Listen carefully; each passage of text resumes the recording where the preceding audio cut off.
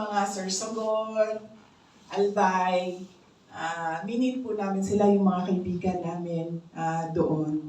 At nagtanong ako, may nagtanong sa akin. Sabi niya, ano ba ang opinion mo sa revolusyon? At simple lang yung sagot ko din sa kanya.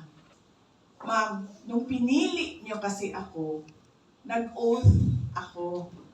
Doon kasi sa oath ko, kung makikita niyo sa Philippine Constitution, napakasimple kasi ng oath ng presidente at ng vice-presidente. Nakalagay doon, defend and protect the Constitution and implement its laws. So yun kasi yung oath ko. So sinabi ko sa kanya, revolution ma'am, kung sinasabi lang natin na mag-rally tayo at magsalita tayo kung ano yung nararamdaman natin at kung ano yung gusto natin makita at mangyari, pwedeng-pwede yun. Kasi covered yun ng the freedom of speech and expression.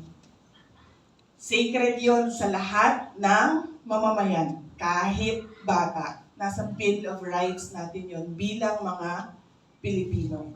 Kaya tayo may Freedom Park na tinatawag. Kasi doon, kahit anong gawin mo, pwede. In fact, sa abroad, naguhubad pa yung mga tao dyan sa Freedom Park nila. Diba? Diba? Binavandalize nila ang freedom. Kahit ano, ginagawa nila. Basta nandun sila sa Freedom Park nila. Yun yung essence ng Freedom Park. Anytime na gusto mong magsalita, pwede kang magsalita. At hindi ka pwedeng pigilan ng gobyerno.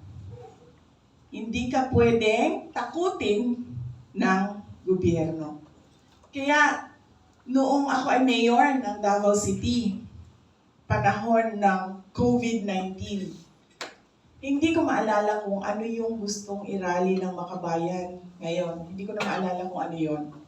Pero nung nagsabi sila na gusto namin mag-rally, pero COVID-19, anong ginawa ko? Sinabi ko sa aming COVID-19 task force, sabi ko, payagan ninyo doon sa Freedom Park. Sabi ko, pero walang distancing doon. Sabi nila, hindi tayo pwede 1 meter, 2 meters ba yung distance natin noon? 1 meter distancing tayo noon, no? Mask, hugas, iwas, 1 meter apart tayo. No? Grabe yun noon, no? Hindi tayo pwedeng maglapit. So, sabi nila, hindi sila kakasya.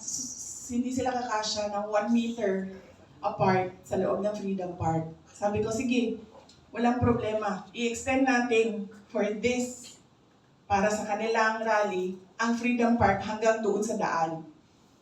Kasi yung Freedom Park namin, may daanan yan, may street.